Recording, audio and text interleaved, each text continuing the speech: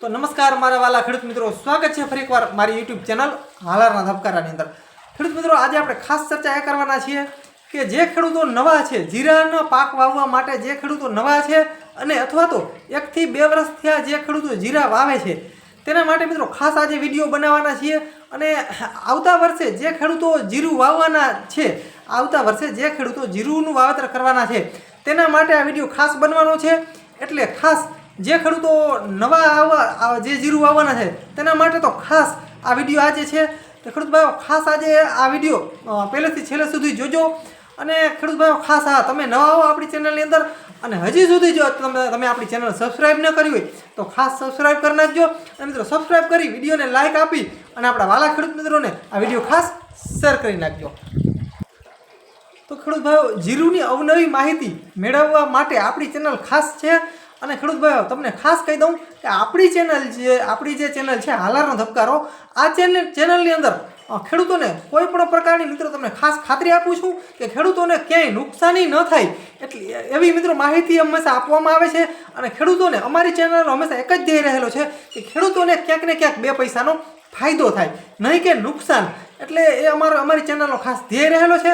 એટલે ખેડૂત ભાઈઓ, ખાસ અમારી ચેનલની અંદર જે ખેડૂતો જીરાનું જે વાવેતર કરવાના છે આ વર્ષે તેના માટે ખાસ છે। એટલે કે ખેડૂતો વાવણીથી લઈ અને હાર્વેસ્ટિંગ સુધી આપણી ચેનલની અંદર તમને પૂરી માહિતી મળતી રહેશે।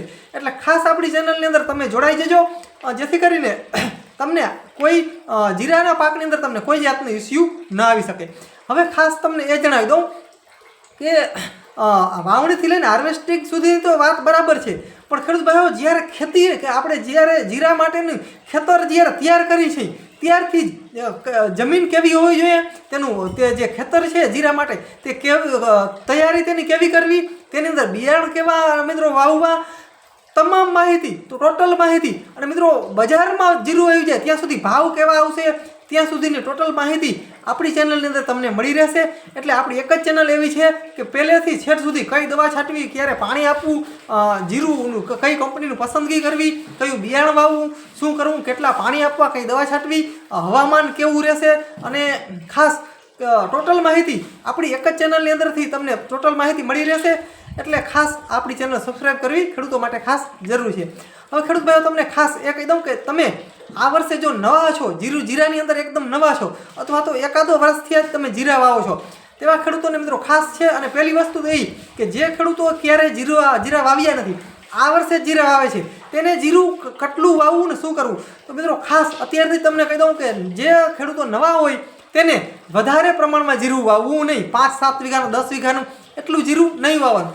તમારે જમીન હોય એ પ્રમાણે 2 થી 3 વીઘાનું, 2-2.5-3 વીઘાનું કટકું જ એટલું જ વાવવું જીરું, વધારે પ્રમાણમાં જીરું વાવવું નહીં। કેમ કે આ જે જીરું છે તે અન્ય પાક જેવું નથી કે આપણે હાલો જમીનની અંદર પાક નાખી ગયા અને મહેનત કરશું તો થઈ જશે।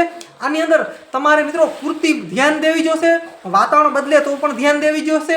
અને બીજી વસ્તુ કે જીરુંનો પાક એવો છે કે તેની અંદર પુષ્કળ પ્રમાણમાં દવા છાંટવી જોશે, અને તમને પાક વિશે મિત્રો પૂરી માહિતી પણ હોવી જોઈએ।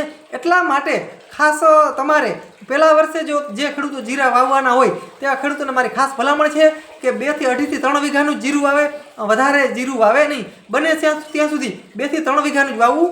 કેમ કે આમાં દવામાં પણ સેટિંગ ન આવતું હોય, ઓછામાં ઓછું તમારે 5 વીઘાનું કદાચ જો જીરું હોય ને તો સામે દવાનું સેટિંગ પણ આવે। આમાં કેમ કે દવામાં એવું થતું હોય કે પૂરતું દવા વધારે આવી જતી હોય અને આપણે જમીન જે વાવેતર છે તે ઓછું હોય, એના હિસાબે આપણે ખર્ચો વધારે થઈ જતો હોય, એવું પણ થતું હોય છે। પણ 1 વર્ષ માટે તમારે ખાસ 2 થી 3 વીઘાનું જ માન જીરું વાવવું, વધારે જીરું વાવવું નહીં। કેમ કે આમાં તમને જે નવા ખેડૂત હોય તેને માહિતી પૂરી હોવી જરૂરી છે। જીરાની અંદર મિત્રો તમને જેટલી માહિતી વધારે હશે, તમારી અંદર ટેલેન્ટ જેટલું વધારે હશે એટલું તમને ફાયદો રહેશે। એટલે ખાસ તમને થોડોક અનુભવ કરવો જરૂરી છે। એટલે ખાસ તમારે બને ત્યાં સુધી શરૂઆત જ્યારે જે ખેડૂતો જીરું કરે તે ઓછાથી કરે, 2 થી 3.5 વીઘાનો અંદર જ કરવી શરૂઆત। કેમ કે વધારે પ્રમાણમાં તમે જીરાનું વાવેતર કરી દો અને તમને પૂરતી માહિતી ન હોય જેના લીધે તમારો પાક નિષ્ફળ ન જાય, એટલા માટે મિત્રો ખાસ હું તમને જણાવી રહ્યો છું કે શરૂઆતમાં તમારે જીરુંનું વાવેતર હંમેશા ઓછું કરવું। અને મિત્રો બીજી વસ્તુ કે તમારે જે જમીન જે છે તે હંમેશા ખાતરવાળી જમીન હોવી જોઈએ, તાકાતવાળી જમીન હોવી જોઈએ, સારી જમીન હોવી જોઈએ, અથવા તો મટી ભરેલી હોય આપણે ઉનાળે તેવી જમીનની અંદર હંમેશા જીરાનું વાવેતર કરવું. નબળી જમીનની અંદર જીરાનું વાવેતર કરવું નહીં. નબળી જમીનની અંદર મિત્રો અન્ય કોઈ પણ પાક વાવવો, કેમ કે અન્ય પાક થશે, પણ જો તમે નબળી જમીનની અંદર આ જીરા જેવો જો પાક વાવશો તો તમારો પાક ફેલ જશે, તમારી મહેનત જશે ને બધુંય જશે. એટલે ખાસ ખેડૂતોને, જો કે નવા ખેડૂતો છે તેને જ આ વાતની મારે જણાવવાની જરૂર છે. બાકી જૂના ખેડૂતો તો જાણે છે કે તેને દેશી ખાતરની પણ જરૂર છે, અને મોરમ મટીવાળી જો જમીન હોય તો બધેથી બેસ્ટ, કેમ કે તે આવી જમીન જે હોય તેની અંદર મિત્રો જીરુને માફક વધારે આવે છે. બાકી મિત્રો નબળી જમીન હોય, દેશી ખાતર ન હોય, મોરમ પણ ન હોય, અને જમીન નબળી હોય, તેની અંદર પોષક તત્વો ઘટતા હોય, તેવી જમીનની અંદર બિલકુલ જીરુનું વાવેતર ન કરવું. એના કરતાં અન્ય કોઈ પણ પાક વાવી દેવો એવી ખેડૂતોને મારે ખાસ ભલામણ છે કે તમે પછી ભલે 2 વર્ષથી જીરુનું વાવેતર કરતા હો કે 5 વર્ષથી વાવેતર કરતા હો, તમને ખાસ મારી ભલામણ છે કે અન્ય કોઈ પણ પાક વાવી દેવો તમારી જમીન નબળી હોય તો ખાસ. હા, બાકી તમે મોરમ ભરી હોય, મટી ભરી હોય આ વર્ષે, તો તમે જીરું વાવો, તમારું જીરું થશે એ 100%ની વાત છે.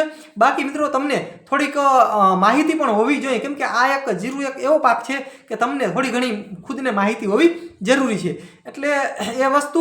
અને બીજી વસ્તુ મિત્રો, હવામાન પણ ઉપર પણ ઘણો બધો ફરક રહે છે. થોડુંક હવામાન પણ સારું હોય, જો મિત્રો તમારી જમીન સારી હશે, તાકાતવાળી હશે, નવી જમીન હશે, તો હવામાન સામે જે જીરું જે છે તે મિત્રો ટક્કર લઈ શકશે.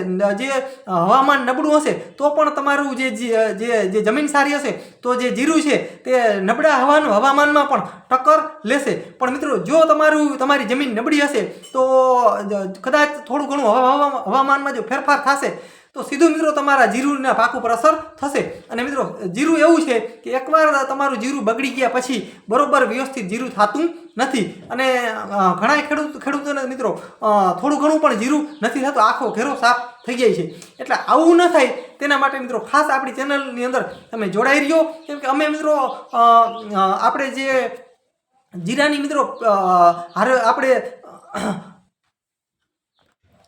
જમીન ખેતર જ્યારે તૈયાર કરીએ છીએ ત્યારથી લઈ અને હાર્વેસ્ટિંગથી લઈ અને બજારની અંદર જીરું ખેડૂતોનું પૂગી જાય ત્યાં સુધીની મિત્રો માહિતી અમે અમારા યુટ્યુબ ચેનલના માધ્યમથી ખેડૂતોને પુગાડવાની કોશિશ કરીએ છીએ.